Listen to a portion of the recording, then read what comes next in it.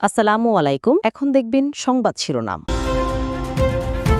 স্বাস্থ্যের আলোচিত ঠিকাদার মিঠুর তেলসমাতি বেনামে এবি ব্যাংক থেকে বিপুল অর্থ লোপাট, ৩,০০০ টাকার ভাড়া দোকান দেখিয়ে প্রায় ১০০ কোটি টাকা ঋণ।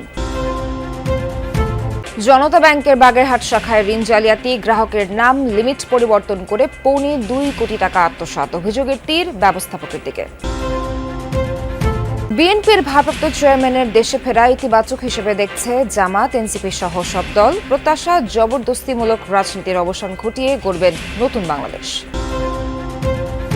প্রায় ১.৫ যুগ পর তারেক রহমানের দেশে ফেরাকে স্মরণীয় করে রাখতে চান নেতাকর্মীরা। চলছে গণসংবর্ধনার প্রস্তুতি, শেষ পর্যায়ে মঞ্চ তৈরির কাজ। ঠাকুরগাঁওয়ে তীব্র শীত আর হিমেল হাওয়ায় বিপর্যস্ত জনজীবন, বিপাকে শ্রমজীবী মানুষ, বাড়ছে ঠান্ডাজনিত রোগের প্রকোপ। এতক্ষণ শুনছিলেন সংবাদ শিরোনাম, এখন দেখবেন বিস্তারিত। ব্যাপারটা অনেকটা ওয়েব সিরিজের মতো। কাগজে কলমে ঋণ একজনের নামে, তাকে পাঠিয়ে দেওয়া হয় মালয়েশিয়ায়, যাতে তার টিকিটটিও খুঁজে না পায় রিকভারি টিম। অন্যদিকে বেনামি ঋণের টাকা তুলে আড়াল থেকে ৯-৬ করে যাচ্ছে শক্তিশালী চক্র। চক্রের মূল হোতা স্বাস্থ্যের ঠিকাদার মিঠু। মাত্র ৩,০০০ টাকার ভাড়া দোকানের নামে ঋণ প্রায় ১০০ কোটি টাকা। ৯ বছর আগে ঋণ দেয় এবি ব্যাংক। সহকর্মী হাসান মিসবার অনুসন্ধানে বাকিটা। পোশাক দেখে মনে হতে পারে কোনো বুজুর্গ, নাম হাবিবুর রহমান, শেখাচ্ছিলেন বেহেস্তে যাওয়ার আমল। রাজধানীর মানিকনগরের এক রুমের ছোট্ট বাসায় থাকা এই হাবিবের নামেই আছে বিপুল পরিমাণ ব্যাংক ঋণ, কিন্তু দাবি করলেন জানেন না কিছুই, এমনকি জাতীয় পরিচয়পত্রও নেই তার। সব অস্বীকার করে দোয়া দিয়ে বিদায় দিলেন প্রতিবেদককে। এই যে একটা মহাপথ, কিয়ামতও দেখা হবে, 1 মিনিট দেখা হবে। ২ মাস পর হাতে আসে হাবিবুরের এনআইডি কার্ড। সেই সূত্রে পাওয়া গেল ব্যাংক ঋণের তথ্য। দেখা যাচ্ছে এবি ব্যাংকে তার ঋণ ৯৫ কোটি টাকা। প্রতিষ্ঠানের নাম হাবিব অ্যান্ড সন্স। সেই প্রতিষ্ঠানের খোঁজে রাজধানীর ধলপুর। ঠিকানায় নেই হাবিব অ্যান্ড সন্সের নামগন্ধও। ঝুলছে মুরাদ লাইটিং হাউসের ব্যানার। ছোট শাখায় বড় জালিয়াতি, যেখানে রক্ষকই হয়ে ওঠেন ভক্ষক। ২৪টি ভুয়া ঋণ সৃষ্টি করে প্রায় ২.২ কোটি টাকা আত্মসাৎ করেছেন শাখা ব্যবস্থাপক নিজেই। ঘটনাটি ঘটেছে জনতা ব্যাংক বাগেরহাট কর্পোরেট শাখায়। এতে জড়িত শাখা ব্যবস্থাপক দেবাশিস চন্দ্র মিস্ত্রি। গ্রাহকের নাম এবং লিমিটও পরিবর্তন করেছেন তিনি, যদি এসবের দায় অস্বীকার করেছেন শাখা ব্যবস্থাপক। বিশ্লেষকরা বলছেন, অভ্যন্তরীণ সুশাসনের ঘাটতি এবং অডিট দুর্বলতায় এমন ঘটনা ঘটছে ব্যাংকে। বড় ধরনের জালিয়াতির ঘটনা ঘটেছে জনতা ব্যাংকের বাগেরহাট কর্পোরেট শাখায়। ঋণের নামে প্রায় ২.২ কোটি টাকা আত্মসাৎ করেছেন শাখা ব্যবস্থাপক নিজেই, যা উঠে এসেছে ব্যাংকটির অভ্যন্তরীণ তদন্তে। শাখা ব্যবস্থাপক দেবাশিস চন্দ্র মিস্ত্রি ২.৫ বছরে ভুয়া লোন সৃষ্টি করেছেন ২৪টি। এর মধ্যে ৭টি ব্যক্তিগত ঋণ এবং সঞ্চয় হিসাবের বিপরীতে দেওয়া হয়েছে ১৭টি ঋণ। এসব ঋণের মধ্যে ১৫টির কাগজপত্র দেখাতে পারলেও ৯টি ঋণের কোনো প্রমাণপত্র পাওয়া যায়নি। সরবরাহ করা প্রতিটি ঋণের মঞ্জুরিপত্রেই সই আছে শাখা ব্যবস্থাপকের। যদিও ভুয়া ঋণের মাধ্যমে অর্থ আত্মসাতের অভিযোগ অস্বীকার করেছেন তিনি, তবে ক্যামেরার সামনে এ বিষয়ে কথা বলতে রাজি হননি। না, আমার বিরুদ্ধে অভিযোগ নাই তো এরকম। শাখা ব্যবস্থাপকের জালিয়াতির বিষয়টি পূর্ব পরিকল্পিত। তারেক রহমানের দেশে ফেরার সিদ্ধান্ত সামগ্রিক রাজনীতির জন্য ইতিবাচক বলে মনে করে জামায়াত, এনসিপি সহ বাকি দলগুলো। বিএনপির শীর্ষ নেতাকে স্বাগত জানিয়ে তার কাছে জবরদস্তিমূলক রাজনীতির অবসানের প্রত্যাশা করেন।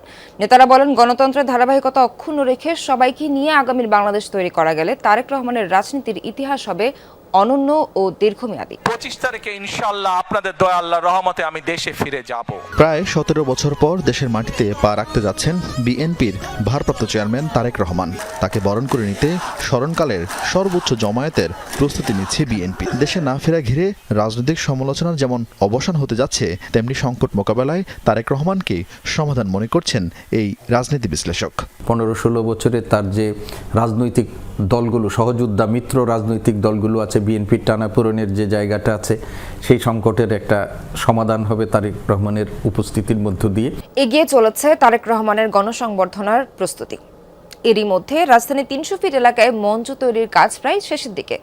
দফায় দফায় পর্যবেক্ষণ চলছে অভ্যর্থনা কমিটির। দীর্ঘ ১৭ বছর পর বিএনপির ভারপ্রাপ্ত চেয়ারম্যানের দেশে ফেরাকে ঘিরে অধীর অপেক্ষায় নেতাকর্মীরা। দীর্ঘ প্রায় 1.5 যুগের নির্বাসিত জীবনের অবসান ঘটিয়ে আগামী 25 ডিসেম্বর দেশে ফিরছেন বিএনপির ভারপ্রাপ্ত চেয়ারম্যান তারেক রহমান। পাসপোর্ট নবায়ন না হওয়ায় ট্রাভেল পাস বা ভ্রমণ অনুমতি নিয়েই ফিরছেন দেশে।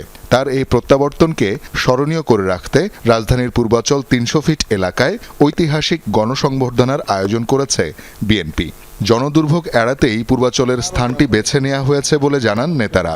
এরই মধ্যে দফায় দফায় প্রস্তুতি পর্যবেক্ষণ করে অভ্যর্থনা কমিটি।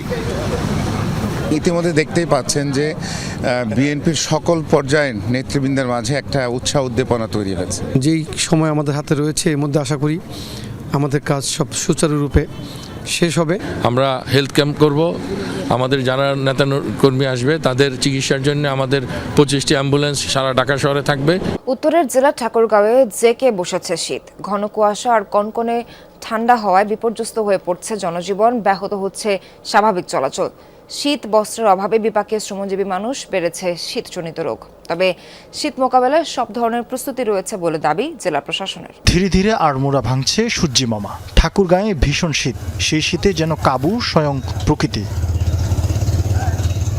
দূরে দূরে দেখা যাচ্ছে কৃষকের আবছা ছায়া, যেন কুয়াশার বুক চিরে স্বপ্নের মতো আস্তে আস্তে দৃশ্যমান হচ্ছেন তারা। হাড় কাঁপানো শীতে কৃষকদের পোহাতে হচ্ছে নানা সমস্যা, তবু সকাল হতেই ছুটতে হচ্ছে পেটের দায়ে। কুয়াশা না হলেও কালকে তো 1টা পর্যন্ত ছিল দুপুর। আমরা তো দিন মজুর করে খাই, আমাদের তো মনে করি যে শীত পড়লে তো আমাদের কাম কাজ নাই। আমরা ওই কোনোদিন না খায়া থাকি, কোনোদিন পাই, কোনোদিন খাই নাই। সন্ধ্যার পরে থাকা যায় না, সকালটাও একটু কম, সন্ধ্যার পরে বেশি ঠান্ডা। ঠান্ডা ভাড়া ভোটটা কমে গেছে। আগে যেমন 500 টাকা ভাড়া মারতাম, এখন 250-300 টাকার মধ্যেই ভাড়া হচ্ছে। যাত্রীও খুব কম উঠতেছে গাড়িতে ঠান্ডার কারণে। ধানের শীষ এখনো আসেনি, কাঁচা সবুজ ধানের ক্ষেত জুড়ে নেমেছে কুয়াশার আস্তরণ। পাতা ছুঁয়ে ছুঁয়ে রাতভর জমেছে শিশির। এমন শীতে বাড়ছে ঠান্ডাজনিত রোগ আর চাপ বাড়ছে হাসপাতালে। ঠাকুরগাঁয়ে প্রচুর রুগী, এই রুগী সেটা হচ্ছে একটা বেডে 3 জন করে রুগী আছে। ঠান্ডার কারণে হওয়ার পরে নিউমোনিয়া জন্ডিসে ধরছে। এখন ওখান থেকে ওষুধটা ছাড়ছে না, এখন ঠান্ডা অনেক লাগছে। আর ভাগ্যের সমস্যা ঠান্ডার জন্য নিউমোনিয়া হয়েছে। আমরা গত 3 দিন ধরে আমি ঠাকুরগাঁও সদর হাসপাতালে ভর্তি আছি। আমাদের আজকে এ পর্যন্ত প্রায় 190টা রোগী আমাদের এখানে অবস্থান করতেছে এবং এর মধ্যে সকাল থেকে আরো প্রায় 20টার মতো পেশেন্ট আমাদের অলরেডি ভর্তি হয়ে গেছে। ডায়রিয়া রোগ যেটা আমরা বলি, যে বাচ্চারা পাতলা পায়খানা, বমি, সঙ্গে পেট ব্যথা, খাইতে পারতেছে না, ডায়রিয়া রোগীর সংখ্যাটা আমাদের একটু বেশি বেড়ে গেছে। দিনের শুরুতে রীতিমতো হেডলাইট জ্বালিয়ে চলছে গাড়ি। এক হাত দূরের জিনিসও দেখতে কষ্ট হচ্ছে, ফলে মাঝে মাঝেই ঘটছে দুর্ঘটনা। জেলা প্রশাসন জানিয়েছে সরকারের নানা প্রস্তুতির কথা। শীতার্ত অসহায় মানুষদের জন্য অব্যাহত রয়েছে নানা কর্মসূচি। আমরা 15 লক্ষ টাকা পেয়েছি শীতবস্ত্র ক্রয়ের জন্য এবং 1000 কম্বল পেয়েছি সংশ্লিষ্ট মন্ত্রণালয় থেকে। সেগুলো উপজেলা ওয়ারি বিতরণ হয়ে গিয়েছে। আর বেসরকারি পর্যায় থেকেও কিছু শীতবস্ত্র পাওয়া গিয়েছে, সেগুলো বিতরণের কাজ চলছে। জেলায় গত এক সপ্তাহে গড় তাপমাত্রা ছিল সর্বোচ্চ 21 ডিগ্রি সেলসিয়াস এবং সর্বনিম্ন 11 ডিগ্রি সেলসিয়াস।